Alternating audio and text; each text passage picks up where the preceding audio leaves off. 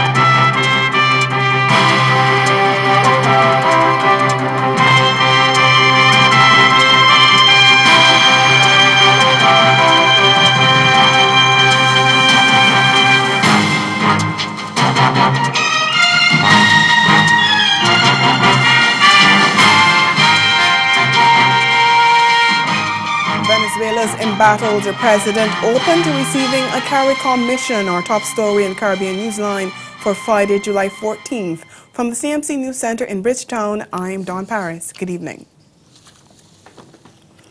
On the heels of CARICOM community leaders agreeing to organize a mission to Venezuela to help mediate in the ongoing political crisis, President Nicolas Maduro has extended an invitation for dialogue to the grouping's chairman, Prime Minister of Grenada, Dr. Keith Mitchell.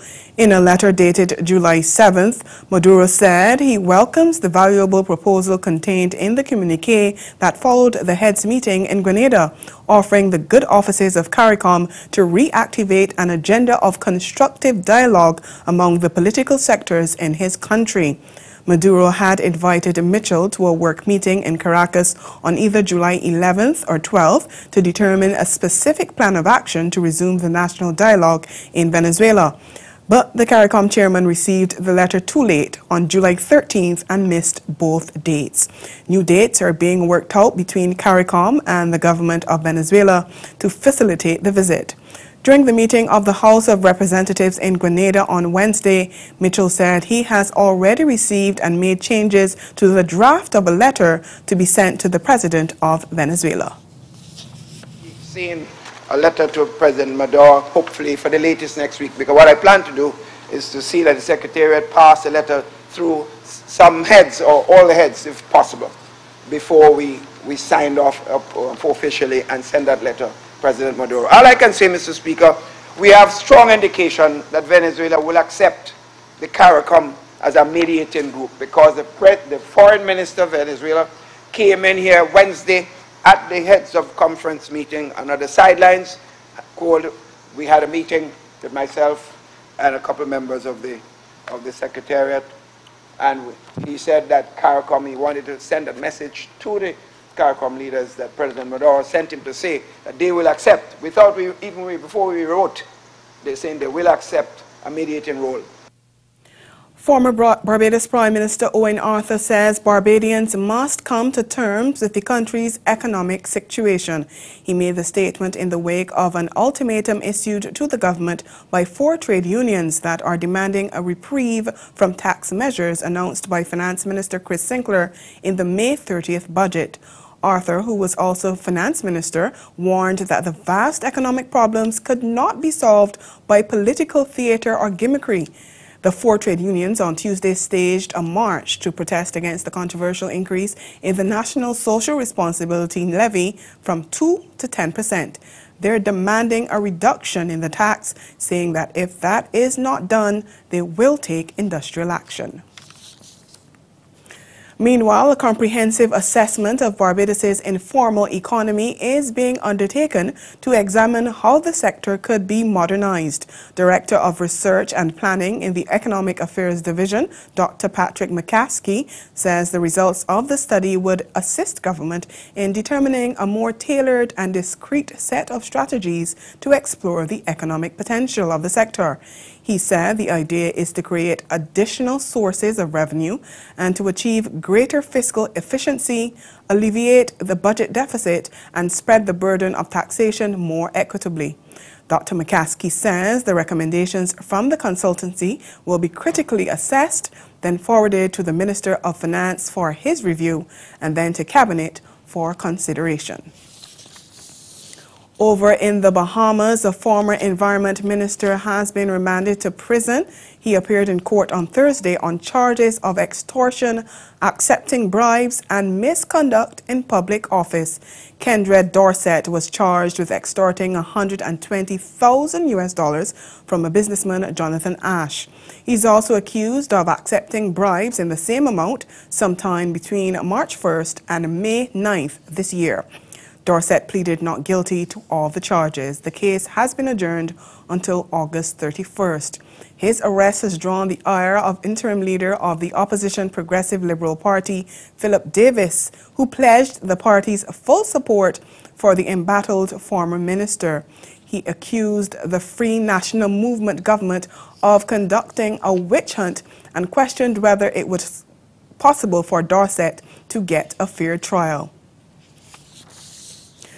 The Guyana government says it's moving forward with plans to modernize the country's prisons.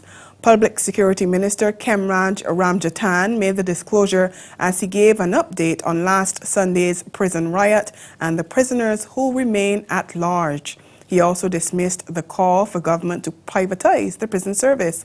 Ivor Wharton of Capital News has the details. There will be no privatization of the prison system in Guyana, according to Public Security Minister Kemraj Ramjatan. Minister Ramjatan made the comment at a press conference to address a number of issues, among them plans to reform the prison system. This is a recommendation for the institution and the enhanced governance and for the centralized thing. It will be owned by the government. We are not privatizing or regionalizing.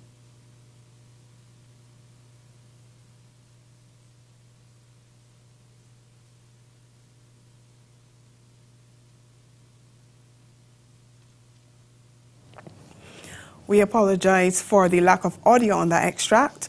In other news, the United Nations Children's Fund says it is generally satisfied with the execution of its programs in the region. The Deputy Executive Director at UNICEF tells CMC News she's happy to report that work is being done by both government and social groups to recognize the rights of children in the region. The UNICEF official has paid a one-week visit to 2 UN offices in the Caribbean, Trinidad and Tobago, and Barbados to assess their work.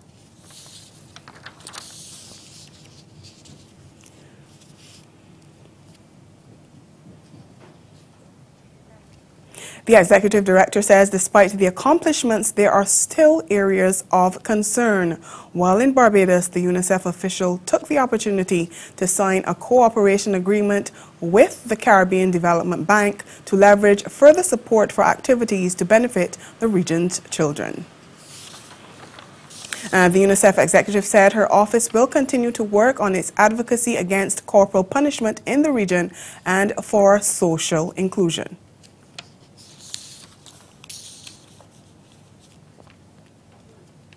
On the priorities, I see that the government of Barbados is appreciating the support and the cooperation with UNICEF. On safety and justice for children, it is a huge area of work for UNICEF too. In Trinidad, most of my meetings were around that.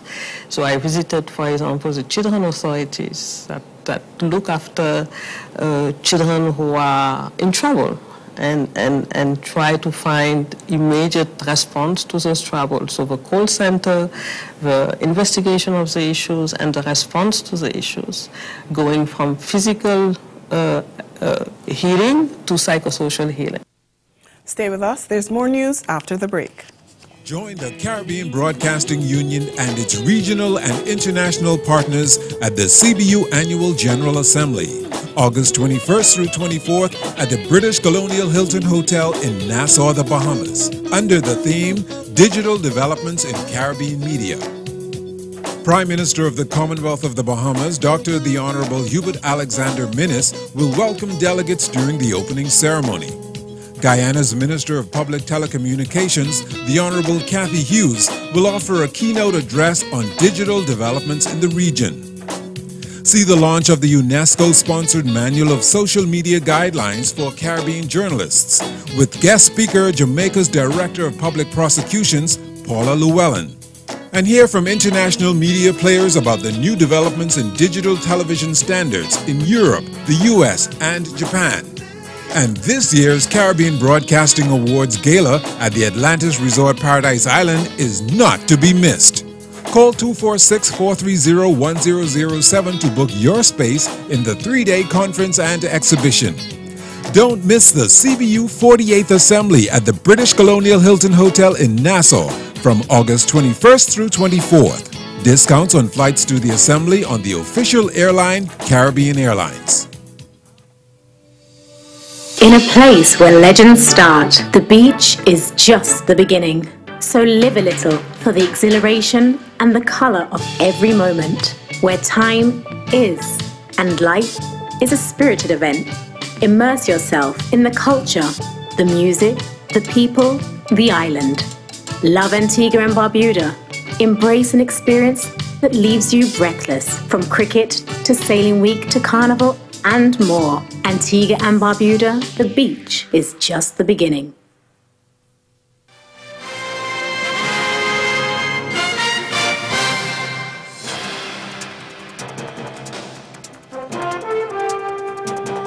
Welcome back. Grenada is again appealing to the Canadian government to make the process of obtaining a Canadian visa humane and hassle-free.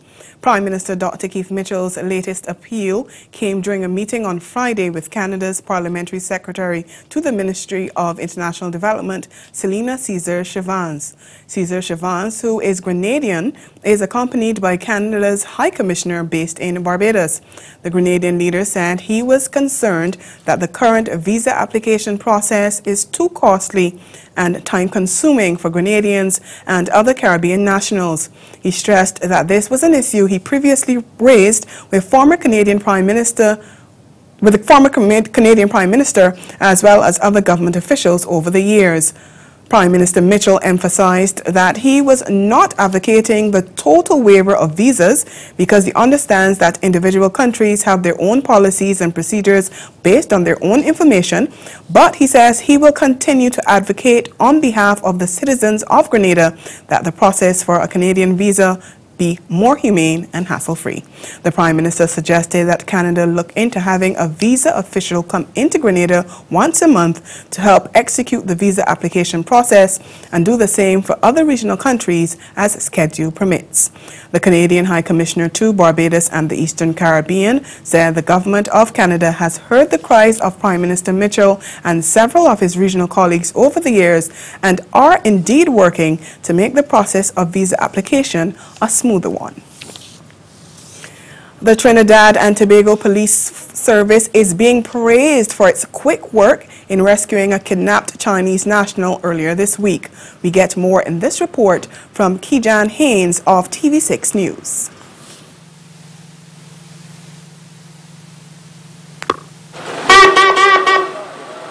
Drama near a busy lunchtime around One Woodbrook Place. Police blocked off Damien Street after intercepting, then impounding the vehicle used in a kidnapping. It was the end to an ordeal which began around 5:30 this morning. Police say a Chinese national, Zhang Zhajio, was kidnapped near Hay Street in St. Clair while walking to work. Social media buzzed, saying he was the driver of the Chinese ambassador. DCP Harold Phillip would only say he worked with the support staff of the Chinese embassy. A ransom was demanded, $20,000. It's not clear to whom, but police say no ransom was paid. The ordeal ended around 10 a.m. In this footage sent to us by U reporter Marlon Cruikshank, you can see the suspect being patted down by an officer in a white shirt. He was taken into custody shortly after. Charges have not been laid as yet. Police and eyewitnesses say the victim was found on the floor of the vehicle in the back seat. The hostage was rescued unhurt. The kidnapper was also arrested and a firearm seized together with a stolen vehicle. Sources say the stolen vehicle's GPS helped police intercept it. A 31-year-old El Socorro man has been held. Meanwhile, DCP Phillip says there's no evidence to suggest the Chinese community is under attack. there have in fact been crimes committed against Chinese business persons and so on, just like other business persons within Trinidad and Tobago, but generally, based on the crime trends and so on, they are not being specifically targeted. He commended the police officers for their quick work. This is the second kidnapping for ransom for the year. Still in Trinidad and Tobago, the government has gone to the law courts to recover more than 23 billion TT dollars that it invested to bail out collapsed insurance giant CL Financial. It petitioned the High Court on Tuesday to have the company liquidated. Finance Minister Com Inbert said the move was in the country's best interest as attempts were being made by the company's shareholders to take control of the board. Speaking at a post-cabinet news conference, Imbert revealed that the government had recovered only $7.5 billion, while it had put in at least $23 billion. According to Imbert, the bailout was supposed to have been completed after 3 years, and the assets of CL Financial and its subsidiary Clico should have been disposed of by 2012 in order to repay the government. He expressed concern that there was reluctance on the part of the other shareholders to continue the original agreement and to sign another extension to the shareholders' agreement. And ahead in Newsline Sport, Cricket West Indies buries the hatchet with another player. Stay with us.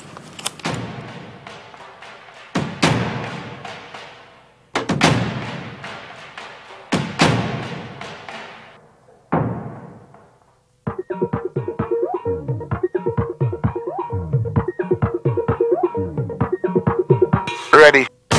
It's another episode when we out on the road. This is what we love to celebrate, to celebrate. This is not Hollywood. No, we don't come out the road. Drink, drink, drink. King Baba and the guitar. Hey, hey, hey. Every fat that a boy keep on calling me wrong name, but that's okay, 'cause that's my babe. I don't understand how wearing a name tag on me. You know what to say, you still calling me wrong name. Don't get vexed with me. Don't say that. In a place where legends start, the beach is just the beginning. So live a little for the exhilaration and the color of every moment, where time is and life is a spirited event.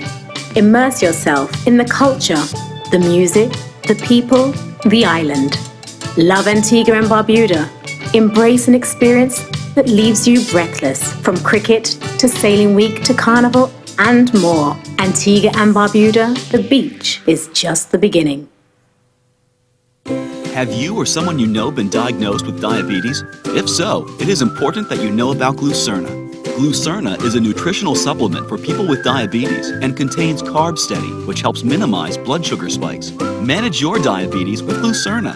Glucerna, nutrition for people with diabetes, designed for you.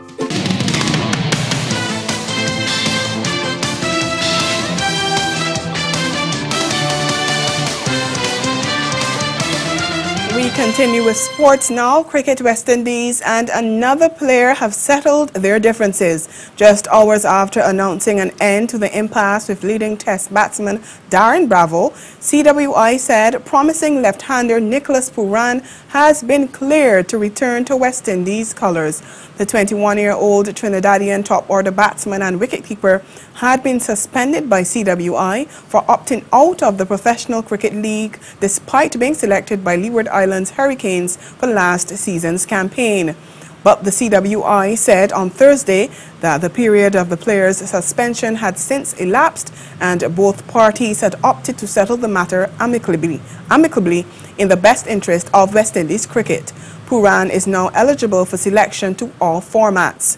In a statement, CWI said Both sides are committed to the development of West Indies cricket at all levels and continue to have those interests uppermost in their minds. It said that while not delving into the merits of their respective positions on the matter, the parties had regretted that it occurred as it did and accepted that it served as a learning experience for both players and administrators in terms of best practice for the professionalization of cricket in the region. A batting collapse sent West Indies under-19s to a heavy 115-run defeat to South Africa under-19s in their third Youth One-Day International on Friday. Asked to chase a challenging 289 for victory at City Oval, the young Windies were in the hunt at 120 for 3 in the 26th over before dramatically losing their last 7 wickets for 53 runs to be all out 173 off 39 overs. Opener Keegan Simmons struck 48 and the informed Kirsten Kalitcharan got 47. But there were just 2 of 4 batsmen in double figures as the middle and lower order slumped. South Africa, sent in by the Windies, piled up 288 for 6 off their 50 overs. And in reply, the Caribbean side equipped themselves early on in their turn at the crease as Simmons and Bashkar Yadram put on 50 off 38 balls for the first wicket. Simmons struck 8 fours in a 64-ball knock, while Yadram blasted 2 fours and a 6 in a small 17-ball cameo before going LBW in the 7th over. Captain Emmanuel Stewart fell cheaply for 9 in the 12th over, and Simmons followed in the 19th over, leaving the Windies on 90 for 3. Kalitcharan, who faced 52 balls and struck 7 fours, then put on 30 for the 4th wicket with Cephas Cooper to revive the innings. But once Cooper fell in the 26th over, the innings tailed away badly. South Africa lead the 5-match series 2-1 with the 4th contest scheduled for Sunday. Well, Jamaica's hopes of winning a medal at this year's Netball Youth Cup in Botswana were dashed on Thursday after they were beaten 38 in the quarterfinals by England. It was the first time since 1995 that the under-21 Sunshine Girls were missing out on a place in the semi-finals of the championships. The Junior Sunshine Girls, who won silver at the championships in 2000 under the guidance of current head coach Janet Guy, were beaten by host Botswana in their 3rd match on Tuesday as well. They had earlier recorded victories over Cook Islands, Malaysia and Uganda. The Junior Sunshine Girls, who won bronze in Glasgow in 2013, will now be playing for the 5th and 6th spots at the tournament. And Jamaica played to a scoreless draw against Mexico on Thursday night and remained on track to advance to the knockout round of the CONCACAF Gold Cup. Playing in front of the largest crowd to attend the soccer match at Sports Authority Field in Denver, Colorado, the Reggae Boys appeared to be playing back and waiting for counter opportunities, few of which materialized, while Mexico were on the attack more often throughout. The result gave each team a point in the standings to reach 4 points, but Mexico remains first in Group C because it has so far scored more goals, 3 to the Jamaicans' 2. Jamaica's goalkeeper Andre Blake, who was credited with 2 saves, said it was a tough game, but his teammates held their own. Thumbs up to Mexico. They did a great job. We had a game plan that we had to be very patient tonight. We know what they're about. They try to get it to the white guys and then they try to cross it in. So we just stick to the task at hand. We stick to the game plan and it was happy for us to get a point tonight. Earlier, Curacao suffered a 2-0 defeat to El Salvador, and Leandro Bacuna admitted they just didn't show up on the night. Really bad, and we have to look at ourselves and trying to recover what we've done wrong today. But I think this performance, it's not good enough. You still have the possibility to qualify as one of the best third-place team. What do you have to work on for the next match? We have to start the game better. I think if you look at the game against Jamaica, we didn't start good as well. And the same thing now. We come behind 2-0, and it's going to be a long way to win the game. So I think we just have to start better. We have to concentrate and focus on the game. Curacao play Mexico in their final game of the group stage in San Antonio, Texas on July 16th. Jamaica will face third-placed El Salvador on that date as well. Meantime, French Guiana has been slapped with sanctions by continental governing body CONCACAF after they disregarded FIFA regulations and fielded former France international Florent Malouda in their second match of the Gold Cup on Tuesday. FIFA regulations state that a player cannot represent two different countries in competitive internationals. Malouda, a 37-year-old former Chelsea player who was born in French Guiana, missed the side's opening 4-2 loss against Canada, but then suited up for the second game and helped earn a shock 0-0 result against Honduras in Houston, Texas. The matter was immediately referred to the Gold Cup Disciplinary Committee, which ruled that Malouda had been ineligible in keeping with FIFA's statutes. As a result, French Guiana have been hit with an undisclosed fine by CONCACAF and will now also forfeit the result of the Honduras game, with the Central Americans declared winners. Malouda will serve a 2-game suspension and stadium ban. French Guiana face Costa Rica in their final Group A preliminary match on Friday. The disgraced number 2 official in CONCACAF, Chuck Blazer, has died. He passed away on Wednesday at the age of 72. The cause of his death was not disclosed, but at a November 2013 court hearing during which he entered guilty pleas to 10 federal charges, he'd said he had rectal cancer, diabetes, and coronary artery disease.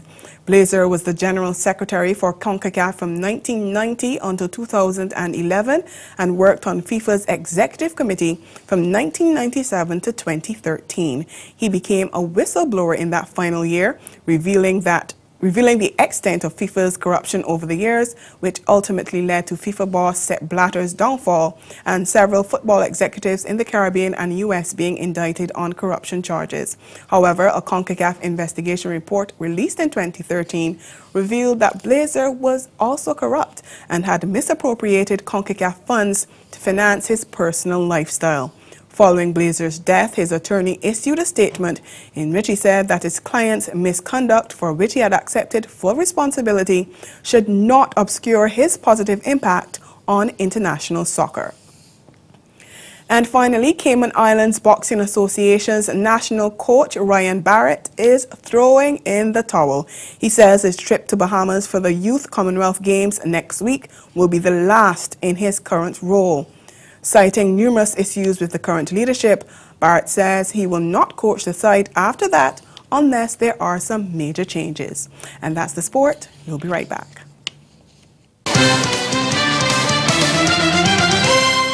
Caribbean Newsline is brought to you by the Barbados Tourism Marketing Inc. Grow your business or promote your event through the services offered by the Caribbean Media Corporation and CaribVision. Our distribution provides a platform on cable, terrestrial television, and websites. We cover carnivals and events from across the region. We can bring your event live and alive to the world. For music makers, program producers, businesses, we can expand your reach to in excess of 2 million households daily. Our other services include news updates to enhance your media products, studio space for program and development. We can facilitate the launch of new products and services and training. Contact us and we will help you unleash your creative ability, develop products and services, and provide the medium to watch them grow. Contact Loretta Skeet at cmccaribbean.com or call her 1-246-467-1044 or 1-246-253-3889. Call and book your carnival or event today.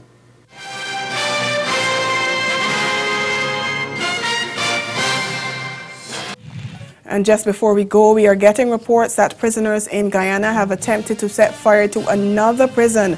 Local media reports say prisoners at the Lusignan prison attempted to burn the building early Friday morning, but were stopped by the prompt response of the fire service. According to local reports, the prisoners used bottle lamps at the wooden building and fuel from a generator that is located in the walled area where the prisoners are being kept. Firefighters quickly went into action and were able to contain the fire. Investigators believe that prisoners used materials from tents provided by the Civil Defense Force along with the bottles and fuel to start the fire. And that's Caribbean Newsline. Thanks for joining us. Have yourselves a great weekend. And remember, for news and sports around the clock, log on to CanonNews.com. We'll be back here again next Monday. Thank you.